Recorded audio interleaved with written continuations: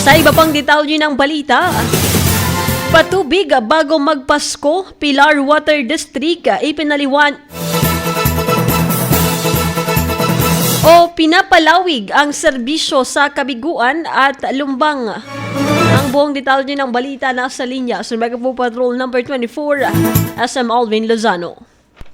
Bicol Network News Report! Sa papalapit na Pasko, sinisikap ng Pilar Water District ng Pilar Sorsogon na maging tuloy-tuloy ang daloy ng tubig ang umihatid sa mga residente ng Barangay Lumbang at Kabiguan.